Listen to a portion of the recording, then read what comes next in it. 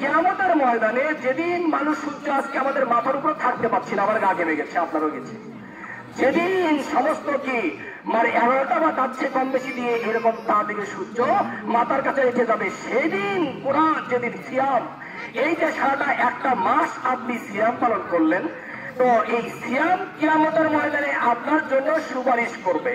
হে আল্লাহ, এই ব্যক্তি বলছে যে কি আসিয়াম আইয়ু রব্বি ইন্নী মানাতু তামা শাহওয়াতা আল্লাহ বিন নার।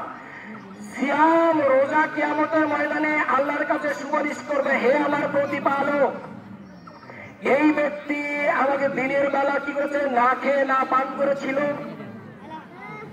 কুপ্রবৃত্তি থেকে আমি তাকে সেভ করে রেখেছিলাম, সে খায়নি পান করনি, মনের কামনা বাসনা পূরণ করেও নাই, এইভাবে সে সিয়াম পালন করেছে, তাহলে আপনি আমার সুপারিশ কবুল করুন। কোরআন, এরপর কোরআন বলবে মহান আল্লাহ তাআলার কাছে, এই রমজান মাসেই যে কোরআনকে নিয়ে আয়োজন, 12টা মাসের মধ্যে এই রমজান মাসে, আর এই মাসে কোরআনের আহ্বান হচ্ছে কিয়ামতের ময়দানে কোরআন আল্লাহর দরবারে সুপারিশ করবে, এইভাবে বলবে কোরআন মানাতুহুন নাওম বিল-লাইল, হে আমার প্রতিপালক, আমাকে সে রাতে ঘুমকে পরিত্যাগ করে তেলাওয়াত করেছে। কোরআন এইভাবে আল্লাহর সঙ্গে কথা বলবে, হে আমার প্রতিপালক, আমাকে সে ঘুমকে পরিহার করে তেলাওয়াত করেছে, তা শাস্তি দিছি, আমার সুপারিশ আপনি কবুল করুন।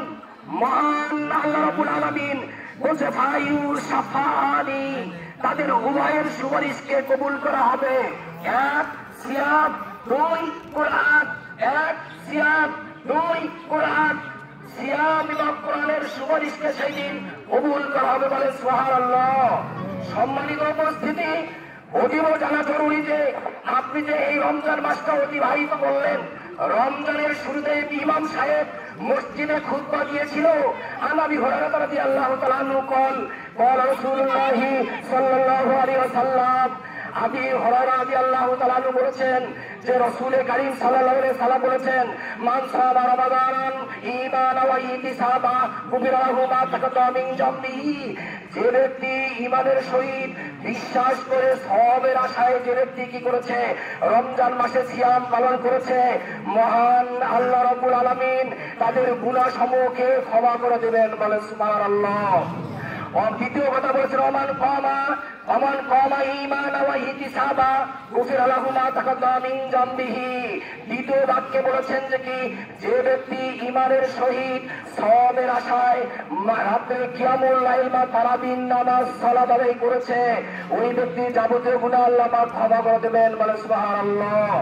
এরপরের বাক্যে বলেছেন যে কি ওমান কামা লাইলাতুল কদর ঈমান ওয়া ইহতিসাবা গুফিরা লাহু মা তাকাদ্দামা মিন যামবিহি, যে ব্যক্তি ঈমানের সহিত সওয়াবের আশায় লাইলাতুল কদর জাগ্রত করলো ইবাদতের মাধ্যমে, মহান আল্লাহ রাব্বুল আলামিন বা আল্লাহ রাসূল বলেছেন, মহান আল্লাহ রাব্বুল আলামিন এই ব্যক্তিদের গুনাহ সমূহকে ক্ষমা করে দেবেন, বলে সুবহানাল্লাহ।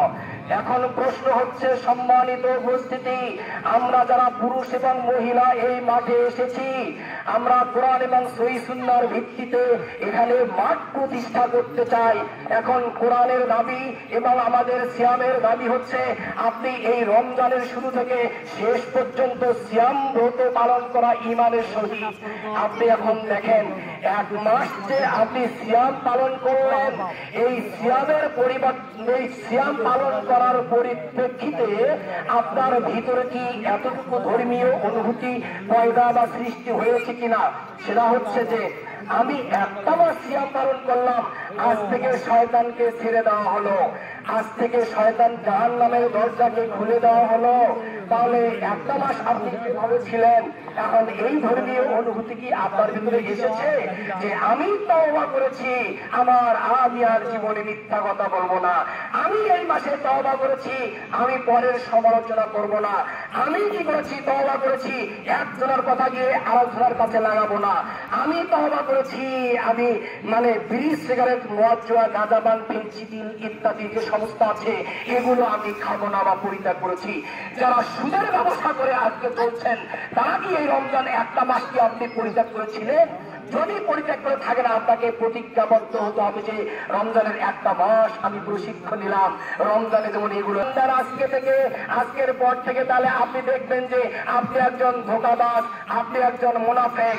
আপনি সিয়াম পালন করেছেন রমজানের প্রথম থেকে শেষ পর্যন্ত আপনার পাপগুলো গুনাহ ক্ষমা হওয়ার কথা ছিল, কিন্তু আপনি রমজানের পরে যদি ধর্মীয় অনুভূতি জাগ্রত না হয়ে আপনি যদি পূর্বের অবস্থায় যদি থেকে যান, আপনি নিজেকে একটু অনুমান করে নেন তাহলে আমার রমজানের রোজা হয়নি, আমার তারাবি হয়নি, কিয়ামুল লাইল কেন আমার লাইলাতুল কদরও হয়নি।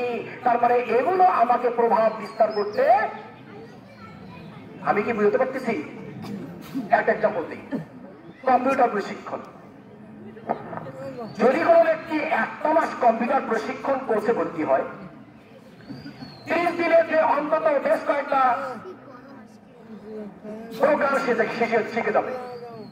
কি যদি একটা মাস কোনো ব্যক্তি কম্পিউটার প্রশিক্ষণ দেয়, 30 দিনে সে অনেকগুলো কি প্রোগ্রাম সে লিখ করতে পারবে। আর তো শিখে গেছি ইনপুট আউটপুট, কম্পিউটারের কোনটার কোন কাজ কি করতে হয় এগুলো সব শিখে গেছে। কি বলে ঠিক না? তো এক মাস কম্পিউটার প্রশিক্ষণ দিয়ে সে এখন সারা জীবনে ব্যবসা করে খেতে পারে। কি কম্পিউটারে কাজ করে পারে কি পারে না? আচ্ছা, তাহলে আপনারা যে মুসলিম উম্মাহ কোরআন কেন্দ্রিক মাস, কোরআন নাজিলের জন্যই এই মাসের এত আয়োজন। এখন আপনি বলেন তো এই একটা মাসে প্রশিক্ষণ দিচ্ছেন, এই মাস থেকে যদি আমি ব্যাংক পাস থেকে লাস্ট পর্যন্ত যদি বলি একজন ব্যক্তি বলেন তো এই রমজান মাসে কোরআন কয়টা খতম দিয়েছেন শেষ পর্যন্ত, অর্থাৎ প্রথম থেকে শেষ পর্যন্ত রিভিশন দিয়েছেন? এক। বলেন তো আপনি রমজানের 30টা দিন 30টা সূরা কি কোনোদিন কখনো কেউ পড়ছেন নাকি? আমি যদি এখন বলি সারা মাস রমজানে আপনি ইফতার করে এসেছেন, আপনি নিজের বাড়িতে ইফতার করলে কোন দোয়া করতে হয় আর মানুষের বাড়িতে ইফতার করলে কোন দোয়া করতে হয় বলেন তো দেখি, যদি আপনাদেরকে জিজ্ঞেস করি এক করে। সময় নিজের বাড়িতে যদি করে থাকেন বলেন তো ইফতারের বাড়ি কোন দোয়া করতে হয়, রাসূল কোন দোয়া করেছেন এবং এই দোয়াটা কোন হাদিসে আছে, কত চ্যাপ্টার 20টা নাম্বারে আছে। তার মানে আপনার জানতে হবে এই দেশে একজন মন্ত্রী হতে গেলে তার যোগ্যতা লাগে, তার পাই হচ্ছে তার কি তার এই সমস্ত আবাসন 13টা কত সুবিধা আছে, তার বাড়িঘর থেকে গাড়ি থেকে ড্রাইভার থেকে অনেকগুলো সুবিধা আছে। সম্মানিত উপস্থিতি, এই জন্যই আমি শুরুতে বলেছি আপনাকে ইবাদত জেনে করতে হবে। সেটা হলো কি ইবাদতের উদ্দেশ্য জেনে ইবাদত করতে হবে। কোরআনকে নিয়ে হচ্ছে এই মাসের আগমন, কোরআনকে নিয়ে হচ্ছে এই মাসটা হচ্ছে মৌসুম, কোরআনের কাবাইয়ের মৌসুম। আর যে ব্যর্থ জীবন তাদের আল্লাহ রাসূল বলেছে ওই সমস্ত ব্যক্তি, জিবরাইল আলাইহিস সালাম বলেছে ওই সমস্ত ব্যক্তি ধ্বংস হোক, ওই সমস্ত ব্যক্তি ধ্বংস হোক, ওই সমস্ত ব্যক্তি ধ্বংস হোক যে ব্যক্তি রমজান পাবার পরেও নিজের পাপ রাশিকে ক্ষমা করে দিতে পারলো না। আল্লাহ রাসূল বলেছেন আমিন, হে আল্লাহ তুমি কবুল করুন। যে ব্যক্তি রমজান মাস পাওয়ার পরেও রোজা পালন করেছে, পাপ বাদ দেয়নি, কি বলেছেন, রোজা করেছে মিথ্যে বাদ দেয়নি, রোজা করেছে হারাম কি মানে কি হারাম বাদ দেয়নি, রোজা করেছে সারাদিন না খেয়ে থাকছে, কোরআনের একটা চ্যাপ্টার 20টা পর্যন্ত পড়ার যোগ্যতাই নেই তাদের। কি তার একটা যোগ্যতাই নেই যে কোরআনে একটা পৃষ্ঠা পড়বে, অথচ সহিহ হাদিস বলেও দাবি করি, মুসলিম উম্মাহ বলেও দাবি করি। আমার মনে হয় যে আমাদের জান্নাতের রাস্তা খোলা হয়ে গেছে। রব্বানা লাকাল হামদ, পায়ে পায়ে পা, আগা গোড়া ঠিক করা, মসজিদের ভিতরে যাই এই সমস্ত কিছু, আর বাইরে গেলে আমার রূপটা হচ্ছে আলাদা। সম্মানিত উপস্থিতি, এই হচ্ছে সবচেয়ে বড় মুনাফিক। মসজিদ হচ্ছে প্রশিক্ষণ কেন্দ্র, ইমামকে নিতে হবে যোগ্যতা সম্পন্ন। এখানে আপনাদের মাস্টার্স পাস থাকতে পারেন, ডিগ্রি পাস থাকতে পারেন, এসএসসি ইন্টারমিডিয়েট পাস থাকতে পারেন, ডক্টরেট পিএইচডি থাকতে পারেন। একজন ইমামকে যোগ্যতা সম্পন্ন হতে হবে, যে ব্যক্তি আপনাকে দিনের সুস্পষ্ট মাসলা মাসাল বিধি বিধান বুঝাবে। আরে ভালো ইমাম নিতে গেলে বেতন লাগে বেশি, হালুভাঙ্গা একটা নিলে পরে খুঁজতে দিলে হয়। আরে মাস্টার যদি হালুভাঙ্গা হয় আপনার আমলের অবস্থা কি? তার পরিপ্রেক্ষিতে আশেপাশে যে কয়টা মসজিদ আছে ইমামের যোগ্যতা খুঁজে দেখেন আপনি, আপনাদের শিখাবে কি? এই জন্য যে একটা মুসল্লি মানুষ মারা গেলে হাত তোলা নিয়ে ব্যস্ত আছেন। আরে হাত তোলা নিয়ে ব্যস্ত আছে তুমি জানো না? আল্লাহুম্মা ফিরলি হাইয়িনা ওয়া মাইয়িতিনা ওয়া শাহিদিনা ওয়া গায়িবিনা, এর মধ্যে কি আছে? তার মানে ইমাম মুসল্লি তুমি এটাবাজি ঝগড়া তর্ক শিখেছ। আমার জানা মতে মানগুলো বলেন, চকচকিয়া বলেন, ভরতখালী বলেন, ধনারুয়া বলেন, বেলতলি বলেন, মুক্তিনগর বলেন, একজন ব্যক্তি মাওলানা নুরুল ইসলাম বাদে একজন ব্যক্তি বুখারী মুসলিম দিয়েছে সামনে পড়ার যোগ্যতা নেই নেই নেই। এরাই হচ্ছে আপনাদের মসজিদের ইমাম, এরাই হচ্ছে আপনাদের মসজিদের টেইলার। আর এই অদক্ষ টেইলার দিয়ে আজকে আপনার ইসলামের কি বিধিবিধান বাস্তবায়ন করবেন আর কি বিধিবিধান শিখবেন বলেন? আজকে আপনাদের হতভঙ্গ অবস্থা হয়ে গেছে, আপনাদের অবস্থা, ইমানের অবস্থা ঠিক এইরকম হয়ে গেছে। তার মানে আজ পর্যন্ত মানুষ মারা গেলে কোন দোয়া করতে হয়, রাসূল কোন দোয়া করেছেন, এই যোগ্যতা আপনারা অর্জন করেননি। কি বলে ঠিক না? মা আমরা আহলে হাদিস যদি বলি বলেন মানুষ মারা যাওয়ার পরে রাসূল কোন দোয়া করেছেন, এই নিজের বাড়িতে খায়া কোন দোয়া করতে হয়, মানুষের বাড়িতে খায়া কোন দোয়া করতে হয়, তাদের মধ্যে গুতলেও বের হবে না। আহলে হাদিস আমরা মূল খারাপ করবে না, কিন্তু বড় কথা বলছি, আমি আপনাদের কল্যাণের জন্য বলছি, আপনাদের মঙ্গলের জন্য বলছি। এই জন্য কোরআনকে না কোরআন হচ্ছে constitution of Muslim, it is complete all apply by full of science. এটা মানুষের পূর্ণাঙ্গ জীবন ব্যবস্থা হচ্ছে আল কোরআন। এই কোরআনের ব্যক্তিগত, পারিবারিক, সামাজিক, অর্থনৈতিক, রাজনৈতিক, আন্তর্জাতিক সবটা বিধান মা ফাররাতনা ফিল কিতাবি মিন শাইইন, এমন একটা বিষয় কোরআনে বর্ণিত হয়নি এমনটা নেই। তিবিয়ানা লিকুল্লি শাইইন, প্রত্যেকটা মানুষের জীবন চলার পথে প্রত্যেকটা ডিপার্টমেন্ট, প্রত্যেকটা বিধান, প্রত্যেকটা জায়গায় কোন জায়গায় কোন দোয়া পড়তে হবে, কোন জায়গায় কি করতে হবে, ইসলাম একটা পূর্ণাঙ্গ জীবন ব্যবস্থা। সম্মানিত উপস্থিতি, অতীব দুঃখের বিষয় যে আজকে আমরা নামদারি আহলে হাদিসের প্রমাণ করছি। আমরা আজকে মাটি দেওয়ার পরে কোন দোয়া, তারপরে আপনার ওই যে দাওয়াত খেলে কোন দোয়া, নিজের বাড়ি খেলে কোন দোয়া, ইফতারের পর কোন দোয়া, এখন বলছে এই যে আল্লাহ রাসূল বলেছেন ওই ব্যক্তি ধ্বংস, জিবরাইল বলেছে ওই ব্যক্তি ধ্বংস হোক, ওই ব্যক্তি ধ্বংস হোক, ওই ব্যক্তি ধ্বংস হোক যে ব্যক্তি রমজান পাওয়ার পরেও নিজের পাপ রাশিকে ক্ষমা করে নিতে পারলো না, ওই ব্যক্তি ধ্বংস হোক। আল্লাহ রাসূল বলেছেন আমিন। আপনার জন্য দোয়া করছে, কি রকম বদ করছে। এখন সম্মানিত উপস্থিতি, এখন আপনি জিজ্ঞেস করেন আপনার বিবেককে, কোরআন হচ্ছে আমাদের সংবিধান, হাদিস হচ্ছে আমাদের সহযোগী।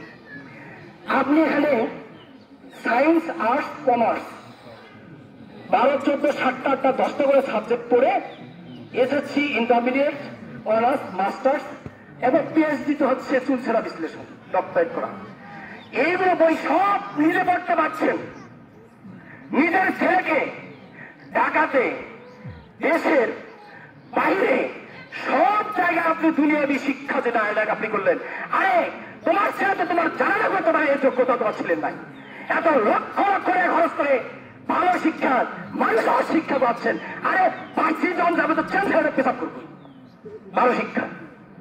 আর এমন একটা যোগ্যতা অর্জন করতে পারেননি আপনি যে ছেলেটা আপনি মারা গেলে জানাজা করবে, যে ছেলেটা আজকে মাঠে দিলে সেখানে বক্তব্য দিবে, আমার মতো বক্তব্য দিবে, যে ছেলেটা 6 দিন অফিস আদালতে চাকরি করবে, এমন ছেলে আপনাকে তৈরি করতে হবে। মুসলিম অল স্কয়ার, অল রাউন্ডার হতে হবে। সে জুমার দিন কি করে মসজিদে খুতবা দিবে, মাঠের দিন মসজিদে সে বক্তব্য দিবে এবং 6 দিন একটা চাকরি কর্ম করবে। ওই যে মসজিদের ইমামতি করে 5টা হাদিস মুখস্থ করে এমনিতে খাবেন, চলুন ভাড়া চলুন, আপনাদের যে অবস্থা ঠিক ইমামেরও সেই অবস্থা।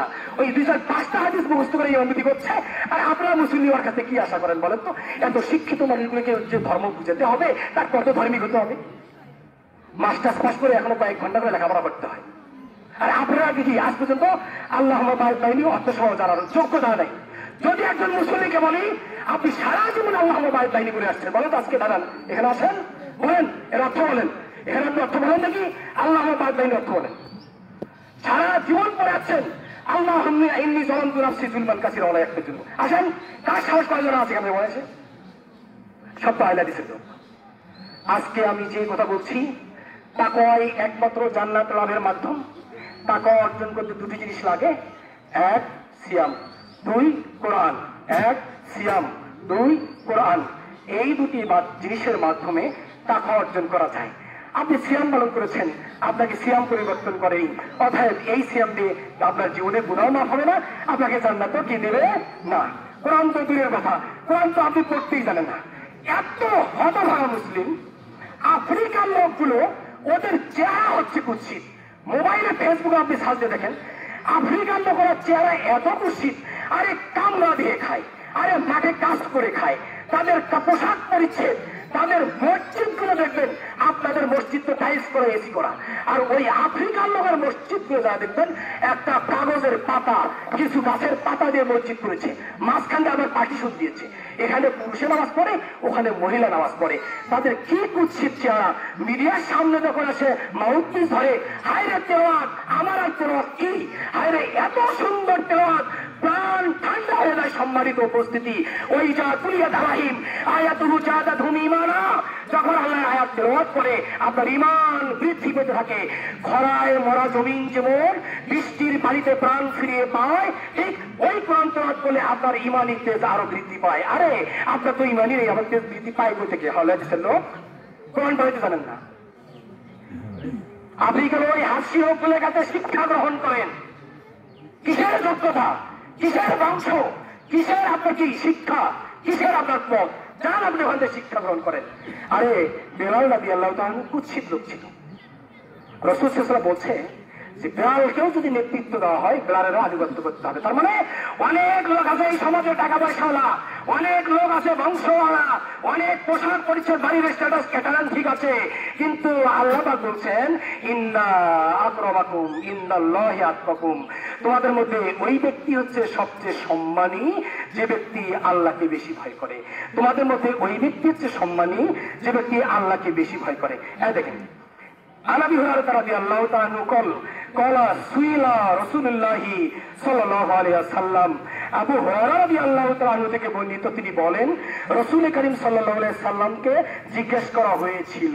কথা ভালো করে বলছেন, আমাদের নবী মুহাম্মদ সাল্লাল্লাহু আলাইহি সাল্লামকে জিজ্ঞেস করা হয়েছে কি, আইয়ুন নাসি আকরাম, হে রাসূল মানুষের মধ্যে সবচেয়ে উত্তম ব্যক্তি কি?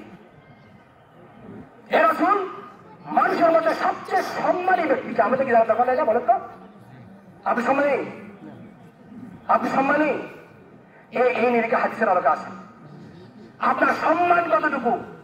আপনার দুনিয়ার সম্মান আছে, আল্লাহর কাছে নেই, রসুলের কাছে নেই, কিয়ামতের ময়দানে নেই, কিয়ামতের ময়দানে আল্লাহর কাছে, রসুলের কাছে সম্মানিত হতে হলে এই যে রসুল কি বলতে শোনেন, আইয়ুন নাসি আকরামু, সবচেয়ে সম্মানিত ব্যক্তিকে বলা। রাসূল করিম সাল্লাল্লাহু আলাইহি সাল্লাম বললেন আকরামুহুম ইনদাল্লাহি আতকাকুম, হাদিস বুখারী। কি আল্লাহ রাসূল বললেন তোমাদের মধ্যে ওই ব্যক্তি সর্বাপেক্ষা সম্মানী, তোমাদের মধ্যে ওই ব্যক্তি সর্বাপেক্ষা সম্মানী যে ব্যক্তি আল্লাহকে বেশি ভয় করে। যে ব্যক্তি আল্লাহকে বেশি ভয় করে ওই ব্যক্তিতে তোমাদের মধ্যে সবচেয়ে সম্মানী। ওর টাকা পয়সা নাও থাকতে পারে, ওর বংশ নাও থাকতে পারে, ওর পোশাক পরিচ্ছদ ভালো নাও থাকতে পারে, ওর বাড়ি হয়তো 5 তলা নাও হতে পারে। আরে বেলাল, আমি তোমাকে দেখি, তুমি কেন জান্নাতের মধ্যে তোমার পায়ের শব্দ শোনা যায়? বেলাল কেন? ওই সময় কি বংশীয় লোক ছিল না? ওই সময় কি বাড়ি গাড়িওয়ালা লোক ছিল না? ওই সময় কি যোগ্যতা সম্পন্ন ব্যক্তি ছিল না? রাসূল কেন বেলালকে বললেন বেলাল আমি জান্নাতের ভিতরে যখনই যাই তোমার কেন পায়ের শব্দ শুনতে পাই? বেলাল এটা কেন? তুমি এমন কি আমল করো? তো বেলাল রাদিয়াল্লাহু তাআলাকে চিপে ধরলে তখন উনি বলছেন যে যখন আমি নতুন ওযু করি, যখন আমি ওযু করি তখন 2 রাকাত করে সালাত আদায় করে নিই। মানে সুবহানাল্লাহ। যখন আমি ওযু করি তখন 2 রাকাত করে সালাত আদায় করে নিই। এটা হচ্ছে তাহিয়াতুল যুবক, ওযু করার পরে সালাত। তো রাসূল রাদিয়াল্লাহু তাআলা এই কথাটা বলছেন। সম্মানিত উপস্থিতি, এখন আসেন আপনি এখন আমলের পরিপ্রেক্ষিতে আপনি কত আমল করেন, এই আমলের পরিপ্রেক্ষিতে আপনাকে তাকওয়াবান, আল্লাহ সন্তুষ্টির জন্য আপনার সমস্ত ইবাদত, দান, খয়রাত, সব কোরআন তেলাওয়াত, জিকির, আজকার, ফিতরা, যাকাত, সাদকা সবকিছু কবুল হবে। 2টি শর্ত জেনে আমি আপনাদের কাছে থেকে বিদায় নিচ্ছি। 1, ইখলাসুন নিয়াত। আপনার যে সমস্ত কাজগুলো করবেন সব কিছু আল্লাহ সন্তুষ্টির জন্য করতে হবে। আমি সিয়াম রাখতেছি আল্লাহ সন্তুষ্টির জন্য, কোরআন তেলাওয়াত শিখতেছি, আমাকে শেখা উচিত। একমাত্র এখানে আমাদের একটা গঠনতন্ত্রের ভিতরে একটা থাকা উচিত।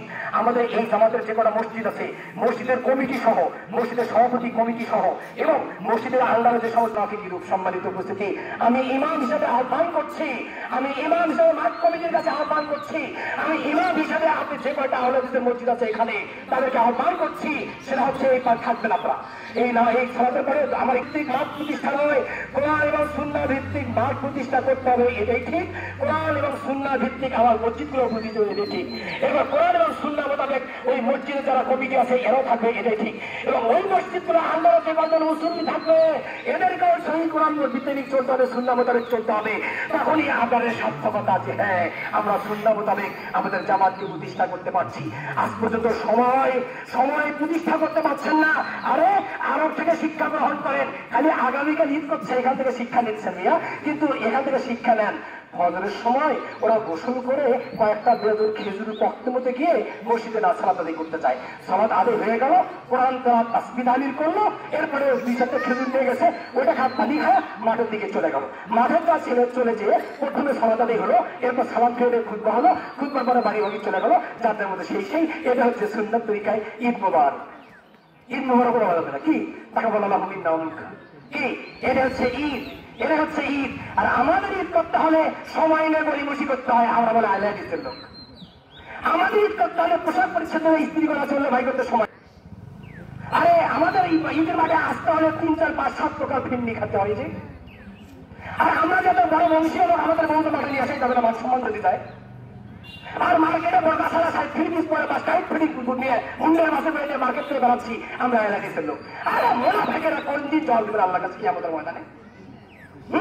যেদিন এই জামাত শরীর সময় কি হবে ওই দিনের মতো রাসূল যেভাবে প্রতিষ্ঠা করেছে, মসজিদে যখন চলে গিয়েছে কয়েকটা খেজুর নিয়ে গিয়েছে, বেলা সূর্য যখন উঠেছে তখন ঈদের সালাত আদায় করে বাড়িতে ফিরেছে, ওই দিন তখনই আসবে যখন আপনি মাঠ, মসজিদ, কমিটি, মুসল্লি সময় ভ্যালু অফ টাইম, সময়ের মূল্য থেকে ব্যক্তিকে পরিবর্তন করবেন, নিজের পরিবারটাকে পরিবর্তন করবেন, নিজের চালচলন ইত্যাদি সবকে পরিবর্তন করবেন, তো আপনি হবেন আপনি আউলে হাদিস, তাছাড়া এগুলো সব আউলে হাদিস।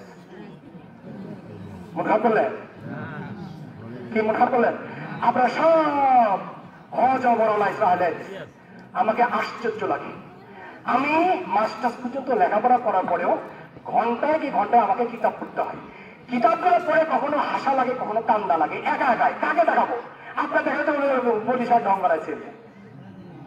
আমি যখন কোরআন তেলাওয়াত করি এর অর্থ আমি বুঝি, আপনারা তো সব আছে। বুঝলে কণ্ঠ যদি ভালো হয় দেখ ভালো এসে, কণ্ঠ যদি খারাপ হয় এগুলো বাদ দাও, চলবে না, ওই একটা নিয়ে আসে। এগুলো শিখছেন তো আপনারা। আর মৌলবী সব দোষ কোনটা থাকলে এটা খুঁজতে পারবেন। আরে ওই সালুর আর সুই উদাহরণ, সালুর হলো অসংখ্য টেরা আর সুইয়ের হলো একটা টেরা। চালুনি শুয়ে আবার চালু লোক হয়, তোমার কত টেরা, মানে তোমার যে একটা চালুনি শুয়ে বলে তোমাকে একটা টেরা, এই বলে তোমার যে অসংখ্য টেরা কি। আজকে আওয়াজ চরিত্র হচ্ছে না, মানুষের দোষ খুঁজে বেড়ায়, নিজের দোষ খোঁজে না। ইনসানে কামেল একটা পরিপূর্ণ মানুষ হতে হলে তুমি কত আদর্শ, তুমি কত ভদ্র, তুমি কত পরহেজগার, তুমি কত তাকওয়াবান, তুমি, তোমার বউ, তোমার ছেলে, তোমার মেয়ে, এইভাবে মুক্তি দেওয়ার বাজারে কেটে আসে আমার সব জানা আছে। বলছি না সব হাইলাইট হলো, আপনারা প্রায় আসতেন। হানাফি মাযহাবের কিছু ভাই আছে আমাদের, আজ পর্যন্ত এই মন্ডল পাড়া থেকে শুরু করে, এই যে এ পাড়া থেকে শুরু করে, ওই যে মুক্তিনগর থেকে শুরু করে, ওই যে ধরারঘর থেকে শুরু করে, ফারাজিপাড়া থেকে শুরু করে, এই যে এখানে মেত্তাপাড়া থেকে শুরু, বেশ কটা বসে স্থাপন করলাম। কই আল্লাহ লোক কোথায়? কোরআন করতে জানে না। হাই রে আল্লাহ, এলে আইলা দিছিল ধোঁকাবাজ, মুনাফিক, প্রতারক, কিয়ামতের ময়দানে কি জবাব দিবে বলেন? সম্মানিত উপস্থিতি, গঠনতন্ত্র দিতে বলছি, সময় ঠিক করবেন। এবার বড় ভাই আছে, আব্দুল জলিল আছে, ওনার আহ্বানে আজকে আপনারা বসবেন। সময়